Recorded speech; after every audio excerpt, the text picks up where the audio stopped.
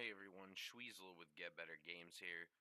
I was just playing some solos and came across a good example of a fight that I could use to sort of give you guys some tips in how to play your own close range 1v1 fights. So I'm going to go ahead and break down this fight for you guys real quick.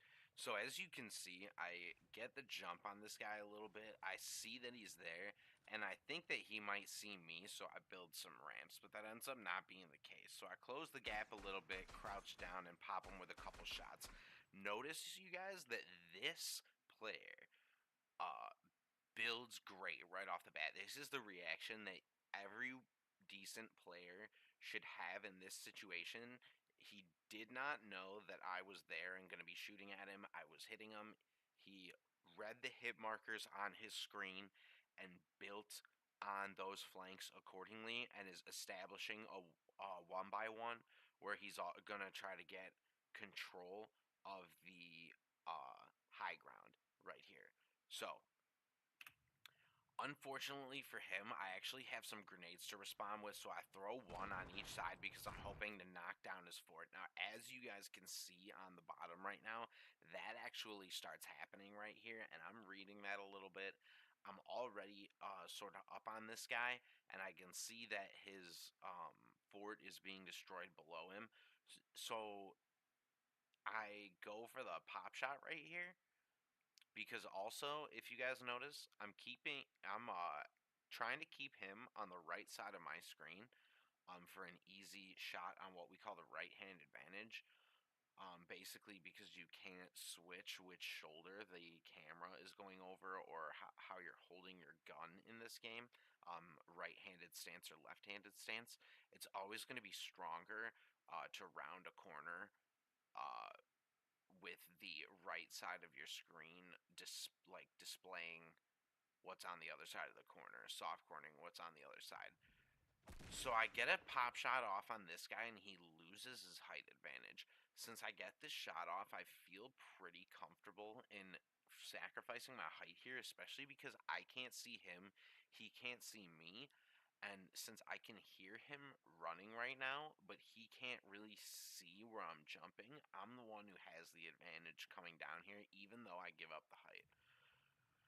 So I get down here and he actually, right off the bat, he sees me. I don't know if this guy just doesn't have a shotgun really or what, but he sees me taking aim with the shotgun, notices that he's probably going to die, and instead of firing, he switches to building and starts building again, which is, again, a great reaction for this guy to have right here.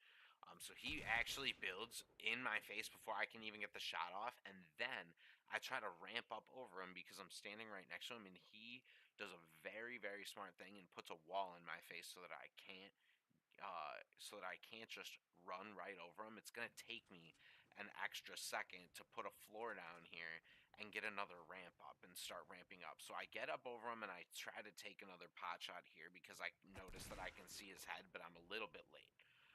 So if you guys notice, I put a ramp out to my right here, and that is because this player's already demonstrated a little bit of building prowess and the willingness to build instead of shoot in order to impede my movement.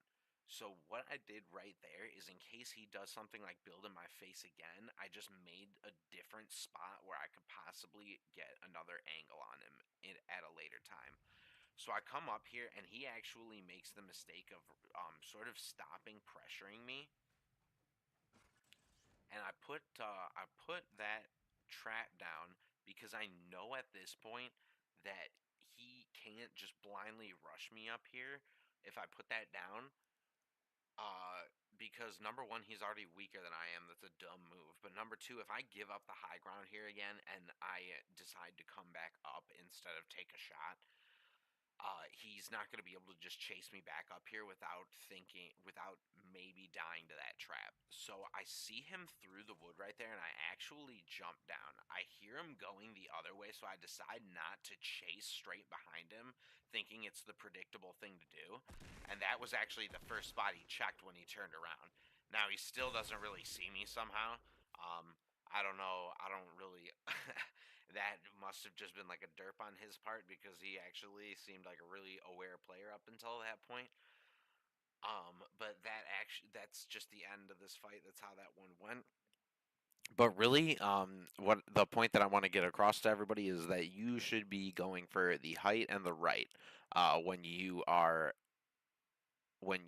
in these close combat 1v1s. You always want to take the height advantage and the right hand advantage when possible. It's going to give you the easiest and most comfortable shot, and that's what's going to get you guys winning more fights. More fights is going to get you naturally winning more games. So I hope that you guys can employ this in your gameplay and get a little, I don't know, get some stat boost out of it. Get some dubs. Get out there, everybody. Once again, my name's Schweezel here for Get Better Games, and until next time, peace out, everybody.